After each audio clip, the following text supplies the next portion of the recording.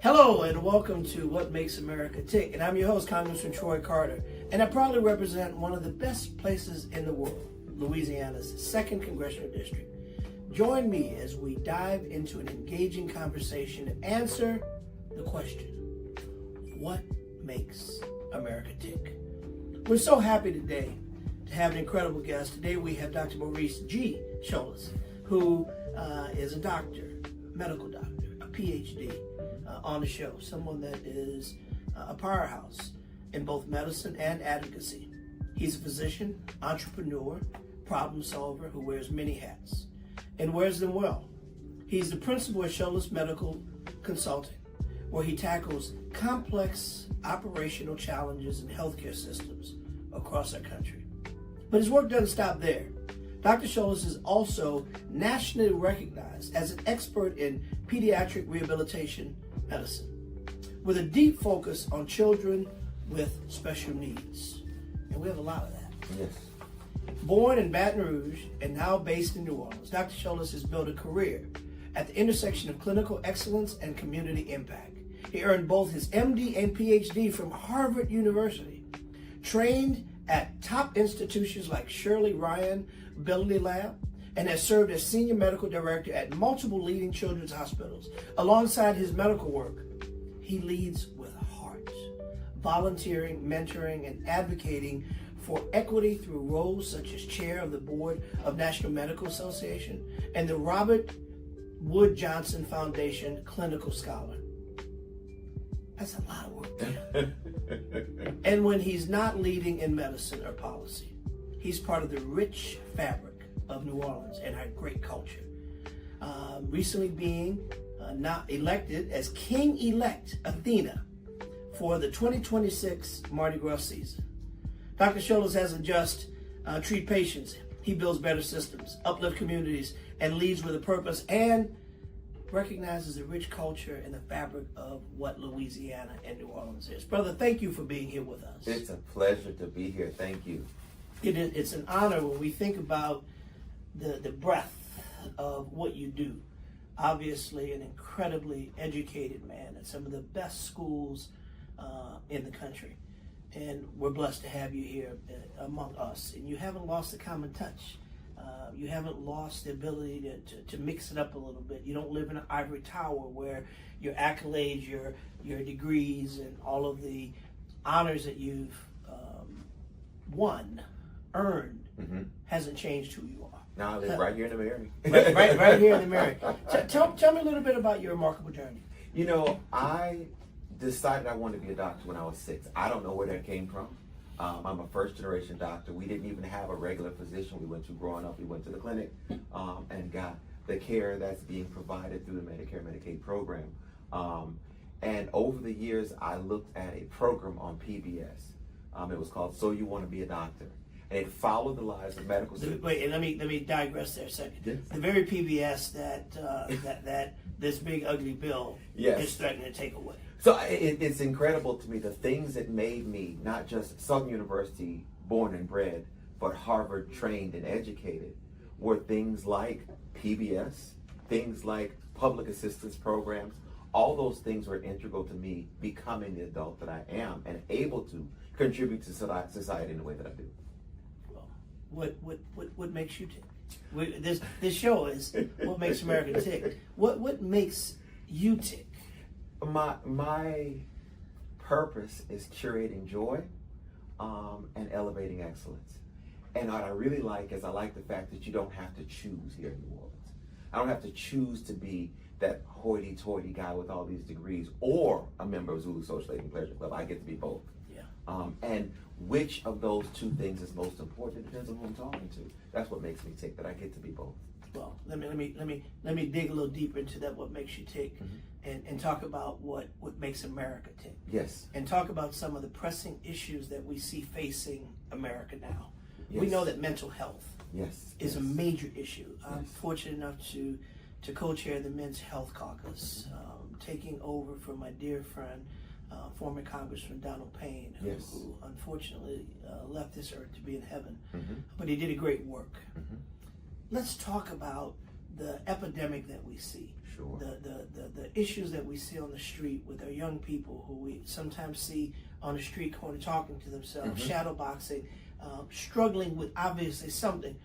But it's not the end of the world when that happens. No. With treatment and care and counseling, people can have a normal life. So with mental health, there's lots of factors that make the existence of mental health issues more profound and more difficult to manage. One is access to good quality care and therapy. We have a wonderful network of Black and brown and multicultural doctors here in South Louisiana that some communities just don't have. So when it comes time to talking to someone that relates to you and understands your journey, that's the first part, access. The second part that's really important is managing the stressors in life that don't have to be. No one should wonder where their next meal is coming from. No one should struggle figuring out how they're going to be sheltered from the elements. No one should be isolated and floating alone in this world. Those basic needs, if they're not met, can take someone with a manageable mental health problem and make it 1,000 times worse. So when I talk about how we're going to make the overall health of America better, the overall mental health of America better, it doesn't just involve health care, but it involves just basic human dignity and decency. So mental health, we know, is a major issue. Yes. We see it manifesting itself because of the lack of resources that is now coming home to roost. We're seeing the manifestation of years and years and years of neglect of providing resources. We're trying to turn the corner, then we hit a wall. Yes.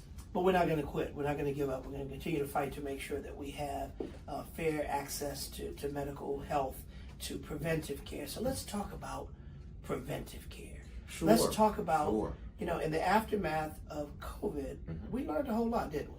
Well, even before COVID, we're celebrating 20 years of Katrina this year. And what Katrina taught me, two things. One, it taught me how to text message. Because I never really text messaged before that. It's a small way of sort of connecting with, communicating with people. And number two, it taught me the importance of an electronic health record. Why is that important? Because what I know about you as your provider shouldn't be limited to my office. It should be available to what other healthcare providers are seeing. It should be available to you wherever you live in the country. It should be available to you whatever time of day or night you need it. Those basic things came out of tragedy, but really underscored what we needed to make sure people are healthy. And that's the other thing I want to talk about. Everybody doesn't have to be able-bodied and quote-unquote perfect to contribute. One of the most remarkable people I know is a wheelchair user. And I think it's a shame when we don't have infrastructures developed to make sure that bright light and talent doesn't have access, physical access to the same rooms I get to come into, because his contribution can't be understated, or her contribution can't be understated.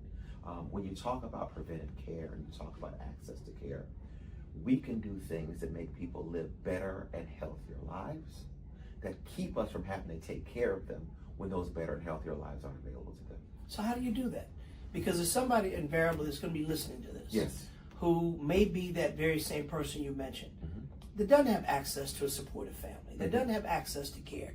How do we reach them and help direct them through what could be a very challenging maze of bureaucracy to get them to some level? We funded 988. Yes. 988 is 24-hour call that you can pick up the phone and talk to somebody. Yes. Beyond that, people are out there struggling. How do we reach the people that seemingly are unreachable, Yes. that need the help the most? So as a doctor who is both a clinician and a scientist, I believe in science, number one. But when you're talking about helping and aiding and partnering with people, you have to lead with humanity. We can't really talk down to people about themselves and their health. And what I say to my patients and my families is that I'm an expert in physical medicine and rehab. I'm an expert in people that are living with acquired and congenital physical disabilities. But you're an expert in yourself, and you're an expert in your children. So let's partner as experts. You know how that feels different than someone saying paternalistically to you, I know better, let me tell you how to do your life. I think so. The first thing is it starts with leading with humanity. And leading with humanity is something that we don't see enough of. Oh, no. We see great challenges in our community. You are a part of a number of think tanks. I've been in your presence for various committees and task force and the like. Tell us a little bit about some of the stuff you're doing that's not necessarily connected with your practice, Sure. but it's making a difference in our community. People need to know that there are people that look like us, Yes. that have been educated, who are doing well, but never left their roots and are going back to help. So I'm going to tell you, the first thing you have to do is show up. I tell all my friends, if you want to make a difference, be present and let everybody know your story. I refuse to be erased. And what does that mean? And I'm going to tell you an intersection of sort of culture and practice. One of my patients is a third generation YMO. So Young Men, Olympus is the oldest social aid and pleasure club we have here in New Orleans. Hundreds of years of legacy. His granddad paraded, his dad paraded, and he has a cerebral palsy condition that makes his legs not work very well. And his mother was very concerned that her son, this third generation traditional New Orleanian, was not going to be able to participate in the things his parents and grandparents did. When she talked to me about that, the look of relief on her face when she knew I understood the importance of those social touchstones and the importance of him being a part of the legacy of his family made her believe me and work with me more as her clinician. So it might have been the fact that I have a strong educational background that made her say he's a good doctor, but I'd argue that she felt I was a good doctor of her son because I understood the cultural norms and the cultural things that were relevant to their family. How big a deal is that? That's Because we know huge. that particularly in our community, we have more people that are in need versus those that are the clinicians who are those that can help. Yes. So when you have that level of imbalance, listen, it's not a secret, it's not favoritism. Yes. But people are more comfortable with people They can who relate to. they can relate to. Yes. Rather it's cultural or the color of your skin or the language you speak or geographically where you're from, people have to be able to open up to tell you where it hurts. Yes. And they've got to trust you. They've got to trust you, and there has to be some sort of commonality. And I think that's where I think us as professionals, you as a politician, me as a community guy, me as a physician, we need to put ourselves in the lens where we don't just relate from a position of authority, but we relate from a position of humility, and we relate from a position of collaboration. When I talk to this patient and his family about how they can participate in the second line parade, we hold big pallets when we parade, the big fans. Well, we made his pallet his cane. So he didn't feel like he looks different than the other people out there because he needed something to steady himself when he came out and did that beautiful footwork in his own way. And I think those are the quote unquote DEI solutions that everybody wants to vilify. His solution to make him a functional parader was to make sure he had a walking stick or a cane that actually took some of his weight and made him more stable on his feet so he wouldn't fall. We made that walking stick look like everyone else's. And so it wasn't that we made a special exception for him, or he didn't have to walk and parade, or he didn't have to do anything. We made the parading experience work for what his limitations were and work in a way that respected the culture. Fitting into what their world is instead of having them fit into yours. Perfect. I love what you said. Basic way of saying we care. We don't want to intimidate you. So when I often talk about the check engine light. Yes. Because I use this as an analogy when I tell people that being preventive in healthcare versus being curative in healthcare. Preventive is a whole lot cheaper. It is a whole lot cheaper. And I say, when we drive our fancy BMWs, our Mercedes, our Yukons, or what have you. I'm an electric car guy. Got your electric car, you got your electric car, and you're proud of it. I am. But if that check engine light came on and said, there's something wrong, it may not tell you what, but there's something wrong, Doc. Most times you pull that baby over, you find the next, the first garage or a repair shop. But as people, as humans, our body gives us check engine light oftentimes too. Yes. And we often ignore it. Sometimes that persistent pain in your arm that won't go away, that headache that keeps coming back. It's something. Doc, it's telling us something, isn't it? It is. And I must make a special time to talk to my black women out there. You all are so busy lifting everybody else up and taking care of everybody else, they miss their own check engine lights. So I want to remind those people out there, especially those that are taking care of kids and their parents in that sandwich generation, that you need to check on your own check engine light. Secondly, to my guys out there, it's no sign of weakness when you go and take care of yourself. Physically or mentally? Both. Because you can't, like the lifeguards say, rescue somebody else when you're drowning. Or like the airline pilot says, put your mask on first. Absolutely. You know, I want whoever's hearing this podcast to know that we see you. We're with you. And together, there's nothing we can't fix. And you're not alone. You're not alone. And it's okay to sometimes not be okay. So when we talk about getting tested, you know, particularly men, right? Yes. We have this, big boys don't cry, suck it up. Oh, be a macho man. Come on, man, you can take it. No, man, it's okay to cry. It's okay. It's okay to hurt. It's okay to talk about it. You know, when I was a little boy, my grandmother would ask us, "What's wrong, Troy? You feeling blue?" Which was a way of saying, how are you emotionally? Now we don't ask that question. We leave our kids to Instagram and sort it the out on internet. their own. But I'm gonna push back a little bit though. The games on your phone instead of communicating. So people create what they don't have. And if we had places and spaces where people would feel comfortable talking one-on-one with another person, there wouldn't be folks on Instagram talking to the world. How do we do that though, Doc? You got to be present. You start with showing up. You start with demystifying the process of getting help. And that means taking away the stigma and making sure that people with the expertise are not just available, but available in a way that feels accessible. But there's a person out there right now, they're stuck in traffic, they're driving in, or they're home and they're listening to this podcast. And what do you say to the listener who may have an issue themselves or may have a friend who has an issue? How do you break down that barrier of, man, there's nothing wrong with you until you don't do something about what's wrong with you? I tell people to start with what you have. If you have an employee assistance program at your job, you already paid for that. Use it. If you have a church home where they have pastoral services available to you, reach out to your pastoral care team. Use them. If you have good friends that really are there for you, not just for the fun times, but also for the times when you're going through something, lean into them. And none of those three things are mutually exclusive. So just because you go to a therapist doesn't mean you don't believe in your God. Just because you lean into your friends doesn't mean you don't take advantage of what's available at your church. I think it's an all is available type thing. So if somebody listening in this car, I'd say, whatever's in front of you, start with that. And if it doesn't work for you, we keep going until we find something that does.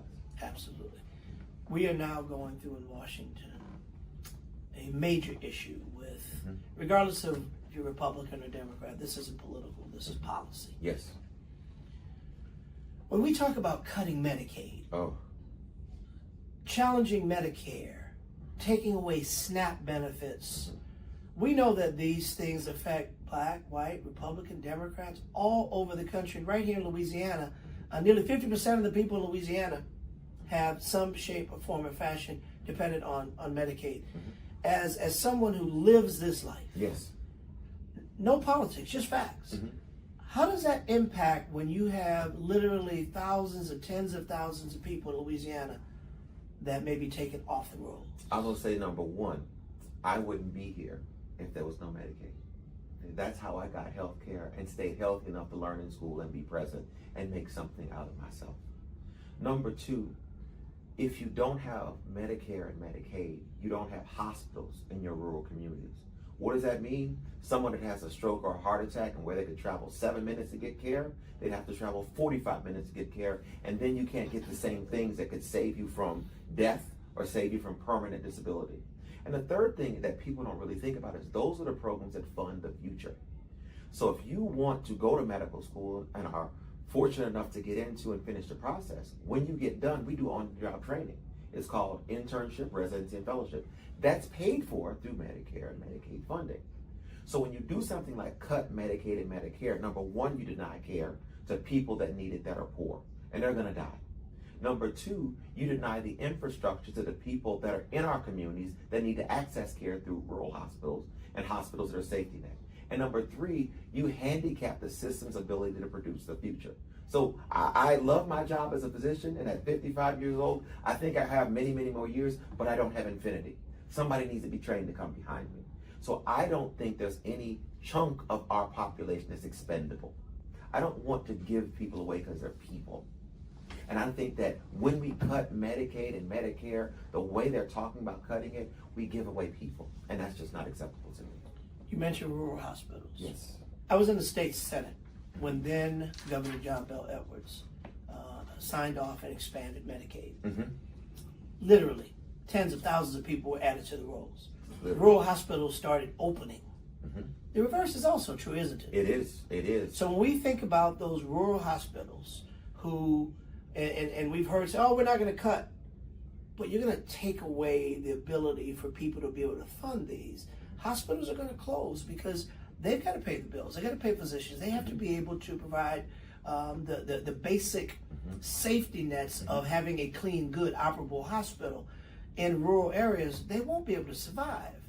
What does that mean to those people that are living in rural areas who can't just simply jump in a car and drive 50, 60 miles to a hospital? If you have a stroke, you have a fixed amount of time to get that stroke taken care of before it leaves you permanently disabled or dead. There are certain treatments you can only do within a window of time.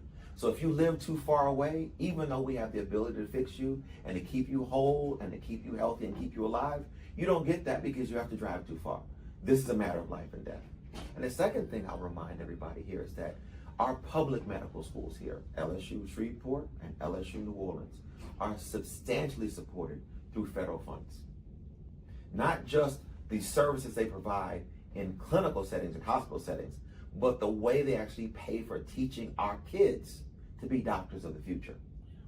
So if you don't want to have a public medical school here in Louisiana that can make the doctors that are going to take care of us forever, allow these cuts to go through. If you don't want people to be able to not just live, but live without disability because they don't have to drive 45 minutes to an hour to get treatment that's time dependent for them to be okay, yeah, cut this Medicare and Medicaid. What happens in the case of National Institute of Health and NIH funding? You know, I did a roundtable several months ago where I had our local universities, Tulane, to come and sit and let's talk about what this means, because every dollar that's put into the National Institute of Health research, we get some $5 in hard costs returned. But what can't be measured is what happens when we're finding cures to dreaded diseases. What happens when we're finding maybe not a cure, but ways to lessen the blow. When you start cutting the National Institute of Health and pulling back those dollars, where our noted research scientists are in the labs every day trying to find a cure. I mentioned a second ago, curative versus preventive. You take away NIH, you're going to be more on the curative because preventive will go out the window because you won't have a chance to find a way to prevent it. Now you got to figure out a way to slow it down, because you take away the critical research that in fact does save lives. A message that I said very clearly to Robert F. Kennedy Jr. when he was before my committee last week, and I'll delve into that a little bit more. Talk about the value and the importance of National Institute of Health research and the funds that go along with it. So I'm going to tell a little story to try and break it down for you, because most people sort of, their eyes glaze over when you talk about science, scientific method, and the hardcore nerds that are doing research. But the Human Genome Project was a project started in the Obama administration, where they said, we understand that our DNA are the building blocks of our body. They're the way that all the proteins in our body get made. They're the way that our cells understand where to live and die and how to make friends and do their jobs. If we can understand all the different parts of the genome, what is that going to unlock for us? We didn't know what was going to unlock for us, but because of the Human Genome Project, we have a cure for sickle cell disease now. We have treatment for cystic fibrosis now. We have treatment for Duchenne's muscular dystrophy, Jerry's Kids disease, which is universally fatal, but now is actually a chronic condition because we can do something with it.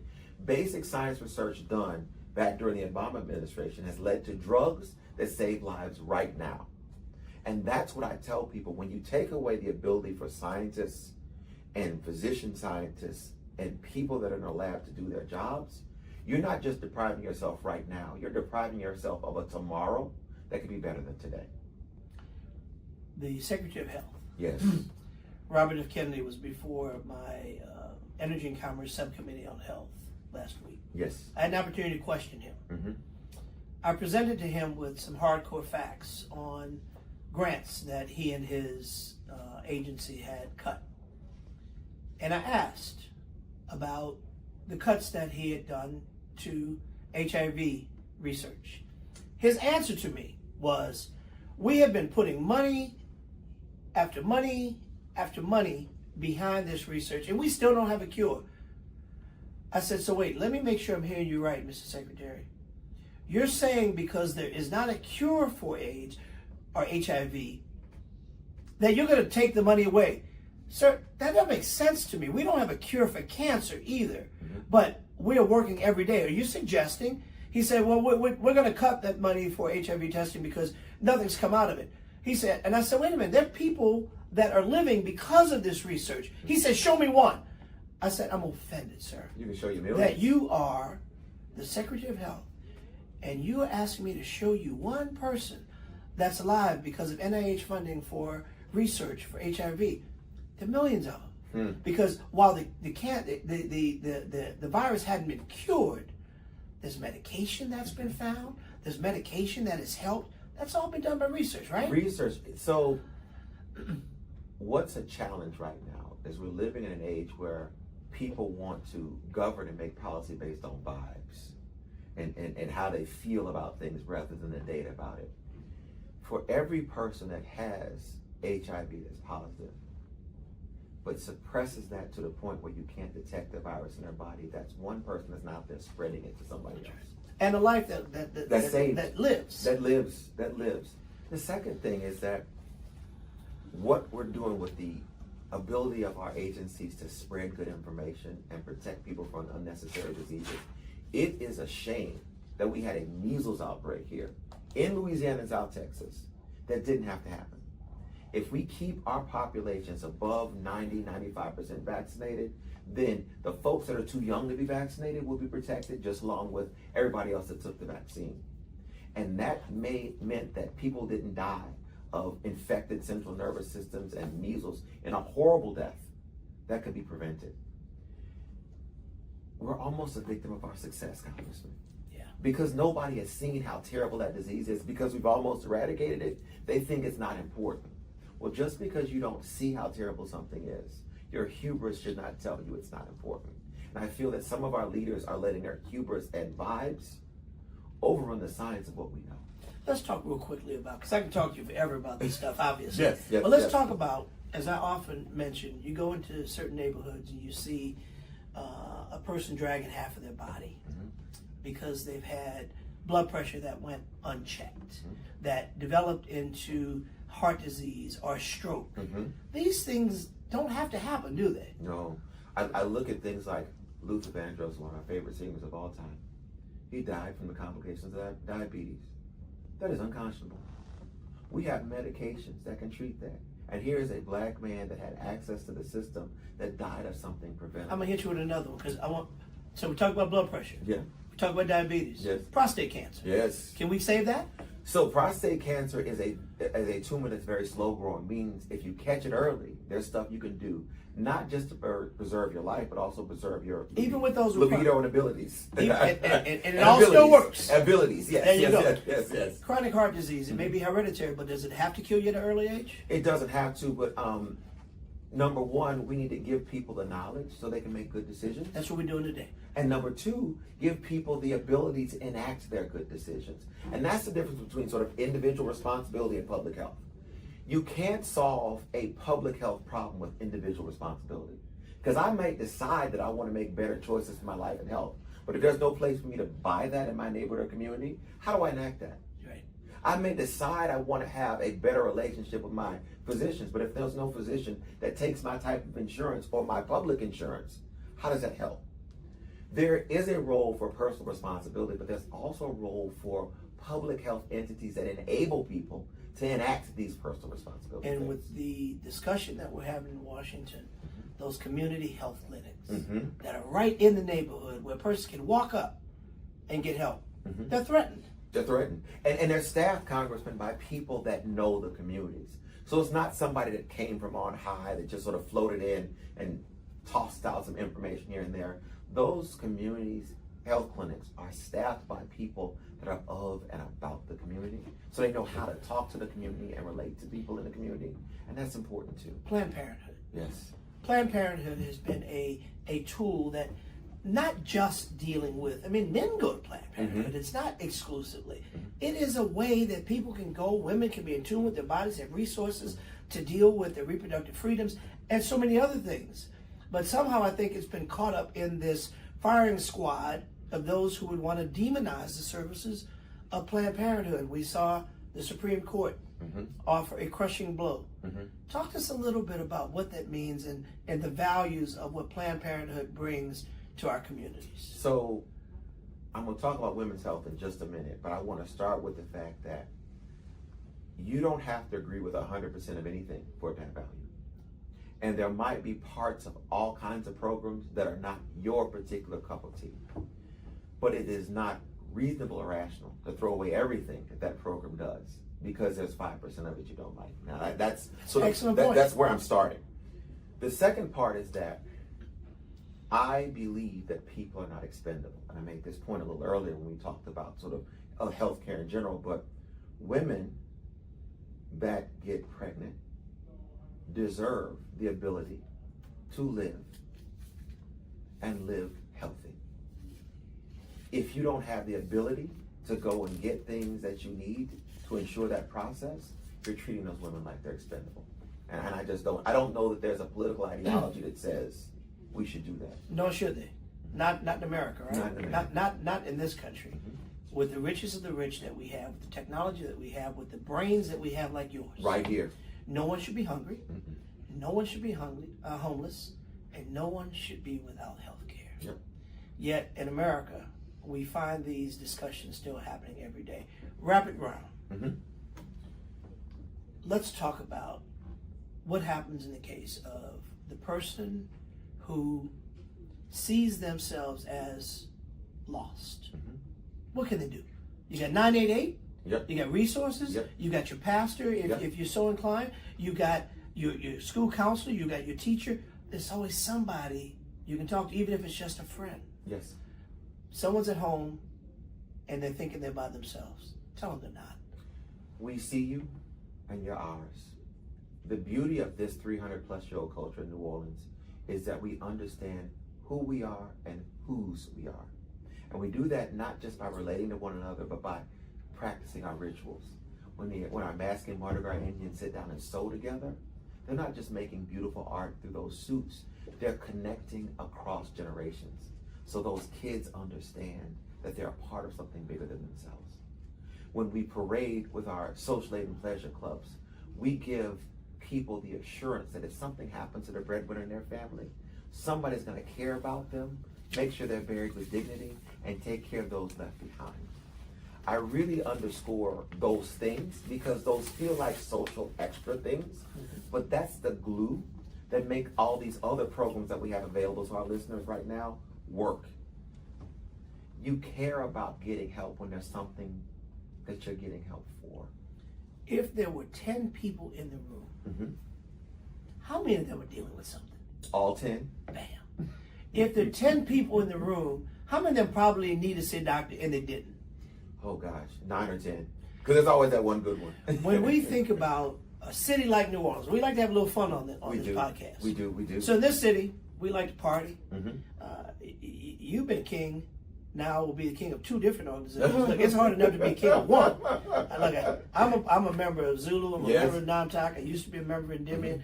These elections are serious. Yes. You won one, and you won 2. So tell me, what's the magic, and how the heck, when the schedule as busy as yours, dovetailing into the fact that New Orleans, we like to have fun, a very acclaimed and educated and socially conscious person. How the heck you get to real quick? Because I want to get back to the other stuff. So you don't have to pick. And I think to be a good physician, you have to be a good member of your community. It doesn't do me any good to be this well-trained, great guy that nobody knows or has access to. It's the biggest pride in my life that my friends can pick up the phone and call me and say, I heard something that sounds crazy. Can you help me understand this? Good stuff. I like to eat oysters on a half shell. I do. Me too. I like fried oyster po' boys. Yes. I like to eat things I probably shouldn't eat. In New Orleans, we probably have cholesterols that are a little higher than others. Help the person out there understand that with moderation, you can enjoy the finer things in New Orleans and our cuisine. As long as you do it within moderation, exercise, diet, and care for yourself. You don't have to cut those things out, do you? No, I tell people you don't get any extra points for suffering. A lot of people really lean into this sort of, I'm gonna not just do right, but I'm gonna do right in a way that's just hard and terrible and grind it out. You deserve joy, and you deserve things that make your spirit sing. Now, part of being an adult is sometimes paying a bill over going to that movie that you wanted to go to, but missing all the movies doesn't serve you either. I like how you talk about balance. And just as hard as we are on ourselves for being responsible, it's just as hard as we are on ourselves for finding joy.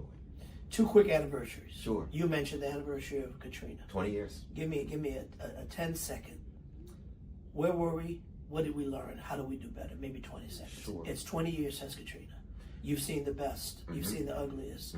And you see the bright sun and shine of the people in Louisiana and New Orleans specifically who are resilient. Yes. Tell us just a quick bite for those who may not have understood what happened. 20 years later, Katrina. Katrina was an exploitation of the most vulnerable people in our community. And it turns out the most vulnerable people in our community are the most vital to our culture. The folks that had the least amount of resources to withstand missing paycheck after paycheck or figure out where they were going to live when their house was completely washed away were the people that made the delicious food that make all the tourists come here, or the people that made the music that everyone wanted to listen to. So what I lean into, what I learned from Katrina, is that nobody is expendable. The second thing I learned from Katrina is that technology can be our friend. I told you that was the first time I text messaged somebody because we couldn't have calls going through. And I realized that was a way for me to connect with somebody without taking a bunch of their time. And that's when I learned the importance of the electronic medical record. All my records and files were stuck in my office at Children's Uptown. And until I could use my medical ID to get past the blockade of the city and get some boxes out of my office, there were patients I cared for that I just didn't know and remember all their medications and all their needs. With electronic medical records now, I have the ability to see it wherever I am. 20 years later. We've learned some things. We've learned some things. And we're better than we were. We are. Real quick, let's end on a real good one. Yes. Essence Festival, 32 years this year. Yes. I was a young member of the New Orleans City Council. Mark was a young mayor of the city of New Orleans when we brought in the very first Essence Festival that we believed at that time was going to be a one-year festival. 32 years later. Who's your favorite artist? Who are you looking to see? Oh my goodness. I love live music, period. So my favorite artist is going to be the one I never heard of and never thought I liked. Every time I go to a music festival, no matter how big or small, I discover somebody new that I can't live without. The beauty of Essence is we call it a party with a purpose. Yes. There's great music. Yes. There's arts and crafts. Yes. There's empowerment seminars. There are powerful people like yourself coming to talk and have discussions about real life issues for the people of Louisiana and our world. Yes, that's what makes America tick. We have been with the outstanding Dr. Sholas, who is a MD, PhD. He's a king of 2 organizations, and he is a culturally, consciously, civically grounded individual who has been well-trained, well-educated, and teaching us how to take care of ourselves and to be a better version of ourselves. Tonight, we've learned a little bit more about what makes America tick. Join us for our next podcast.